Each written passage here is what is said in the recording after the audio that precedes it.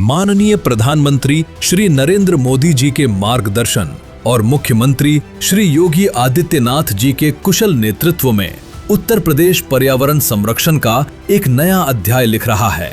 इसी संकल्प को जन आंदोलन का स्वरूप देते हुए वृक्षारोपण महायज्ञ 2026 के तहत 12 जुलाई को पूरे प्रदेश में 35 करोड़ से अधिक पौधरोपण का संकल्प साकार किया गया। ये केवल पौधे लगाने का अभियान नहीं, बल्कि प्रकृति के प्रति जन भागीदारी और आने वाली पीढ़ियों के सुरक्षित भविष्य का एक व्यापक संकल्प है। पर्यावरण संरक्षण की यही सोच विगत 9 वर्षों में उत्तर प्रदेश की विकास यात्रा का आधार बनी है। जल, जंगल, जमीन और जैव विविधता के संरक्षण के लिए किए गए सतत प्रयासों ने प्रदेश को पूरे देश के लिए एक अनुकरणीय मॉडल बना दिया है। कभी पूर्वी उत्तर प्रदेश आर्सेनिक और फ्लोराइड युक्त प्रदूषित भूजल की समस्या से जूझता था, लेकिन आज जल जीवन मिशन के माध्यम से करोड़ों परिवारों तक शुद्ध पेयजल पहुंच रहा है। वहीं नमामि गंगे के तहत कानपुर के ऐतिहासिक सीसामऊ नाले के टैप होने से गंगा की निर्मलता और अविरलता को नई मजबूती मिली है। इसी क्रम में एक जिला एक नदी अभियान के माध्यम से गोमती, हिंडन, तमसा सहित अनेक नदियों का पुनर्जीवन सुनिश्चित किया जा रहा है। जल संरक्षण के साथ साथ हरित उत्तर प्रदेश का संकल्प भी निरंतर साकार हो रहा है। एक पेड़ मां के नाम अभियान के अंतर्गत प्रदेश में पिछले 9 वर्षों में 247 करोड़ से अधिक पौधे रोपे जा चुके हैं। इस हरित अभियान को जल संरक्षण के प्रयासों ने और सशक्त बनाया है।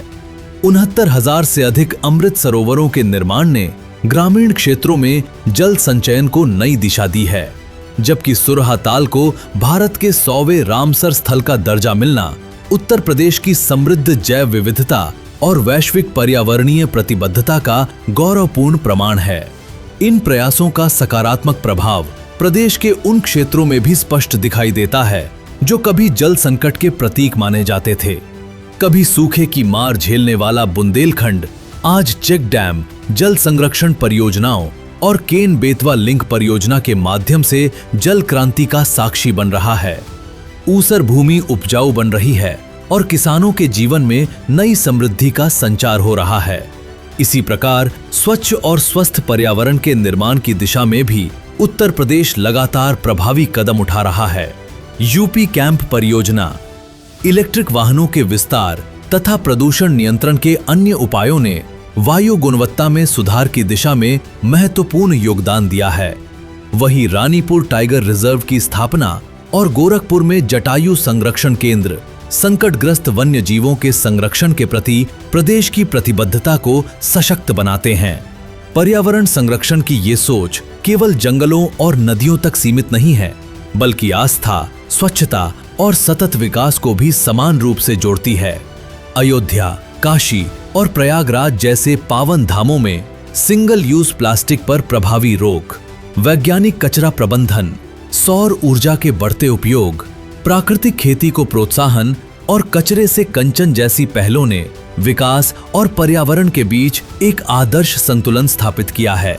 आज उत्तर प्रदेश ये सिद्ध कर रहा है कि विकास और पर्यावरण संरक्षण एक दूसरे के पूरक हैं।